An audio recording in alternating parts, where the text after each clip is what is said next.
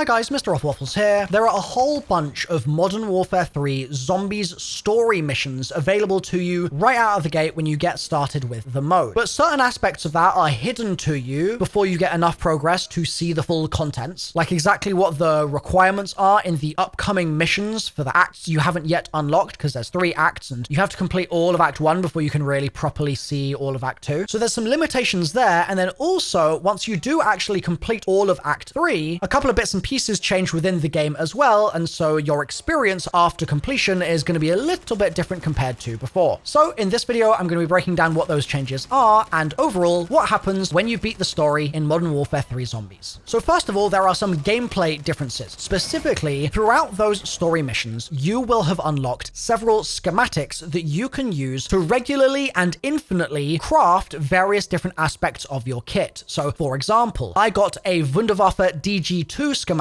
which means that every 48 hours, I can go into my schematics panel and craft myself a Wunderwaffe DG2 to spawn in with in my next game. Now, the Wunderwaffe doesn't work like a regular contraband weapon in that I can't spawn in with the Wunderwaffe, use it for a game, exfil with it, and then just put it right back into my contraband stash. Instead, it's used up in the game that you use it in. But still, the fact that you have the schematic means that you can just keep on crafting those things, and if you don't use it in those first 48 hours, there's no reason why you can't just craft another one. So you could stash 5 Wunderwaffes in your inventory and save them for a rainy day if you really wanted to. And this goes for certain other slightly less exciting things as well, and you get these in Act 1 and in Act 2, not just in Act 3, but it's things like ammo mod blueprints or ammo mod schematics so that you can craft your favorite ammo mods like Napalm Burst, for example. Or it'll be schematics to craft an ether tool so that you can start off with a higher kind of baseline rarity of that default weapon you load in with in pretty much every game you play, because the cooldowns on those as well are much shorter than the 48-hour cooldown of the Wunderwaffe. This means that the gameplay experience is dramatically different. You're no longer just scrappily trying to exfil with what you can and hoping that that's going to kind of tide you over until your next match, but actually, you on a given day might be able to just craft all of the things that you really want to play with and then load in and have it all ready and waiting for you. And I've already found that this has really impacted the way that I kind of think about Modern Warfare 3 Zombies, and also the time commitment that it takes to just jump in and get set up. Like, if I know that I can spawn in with a Raygun, then it's going to have a very big impact on my play session. So that's one of the big changes that come after you finish up that story in Modern Warfare 3. Another thing you'll notice is that the story cinematic cutscenes become available for you to watch inside the game's menus. So you can go back at any time. You don't have to replay the entire Easter egg, for example, in order to play the Easter egg cutscene. You can instead just go to the game's menu and choose the act that you want to choose and then play that corresponding cutscene, which is really cool. And this is a quality of life feature that we haven't had in Zombies ever before. And so the addition of that here is really appreciated. And I want to kind of give Treyarch thumbs up for that, because we had a little bit of an expansion of the kind of intel and story system in Cold War, where there was a bunch of stuff in the menus which you could read, but we didn't have these sorts of absolutely high quality, beautiful cutscenes all available in that game's menu. So this is a pretty cool new feature. Another change is some of the cosmetic stuff that you've unlocked. So when you finally defeat Zakhaev in the Act 3 story mission called Defeat Zakhaev, you unlock 2 rewards. One is just 10,000 XP, boring, and the other is the Bone Collector Operator skin, which is so freaking cool. I absolutely love this thing. And when I first completed all of those Modern Warfare 3 story missions on stream for the first time, my chat was going so nuts about how cool they thought that skin was. So if you want to get it for yourself, you need to complete all those story missions. And I've got guides for all that stuff, by the way, on my YouTube channel as well, so make sure to subscribe if you haven't done so already. There are also a bunch of other cosmetics that you unlock for doing all those story missions, and if you want a full breakdown of exactly what the sort of deal is with all of those individually, I've made a video focused on all of the rewards of the Modern Warfare 3 story, in Zombies specifically, not in campaign, and that's linked in the corner of the screen right now and in the description down below. Now, another change you'll notice, and I think this is something that Treyarch may adjust with their patches in the coming days, weeks, and months, is that you actually unlock a new exfil point on the map each and every time you do one of those main story missions in one of the acts in the game's storyline. These are visible on your minimap in a slightly different way to the normal exfil logo. So the normal one looks like this,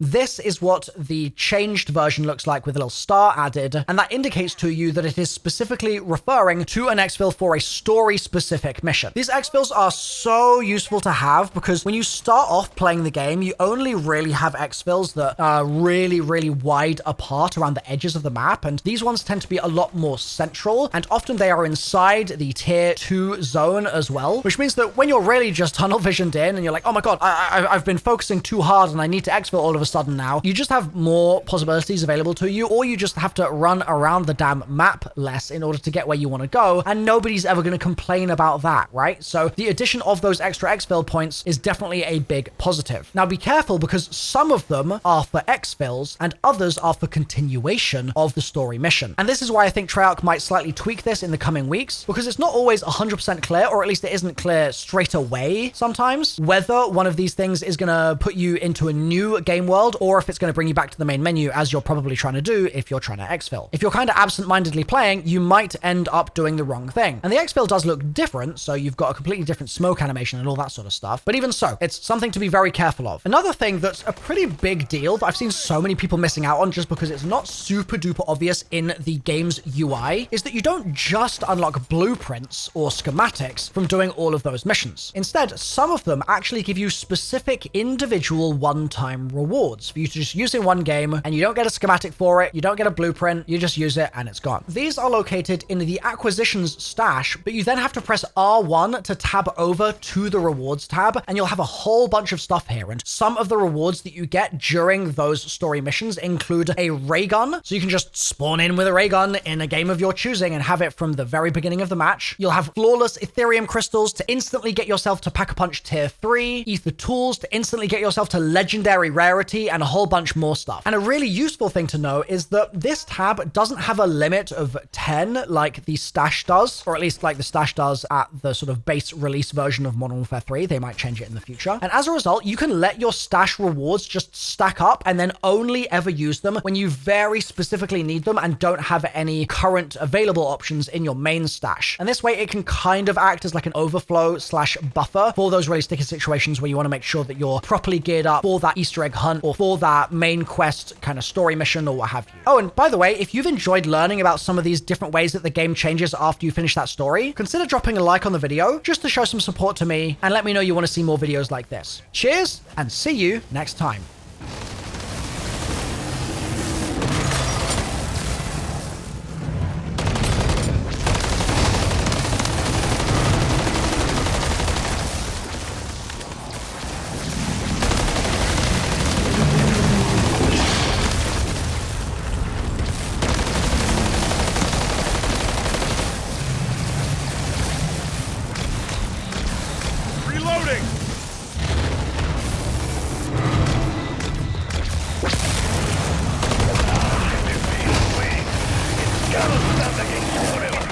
The neutralizer is still charging up.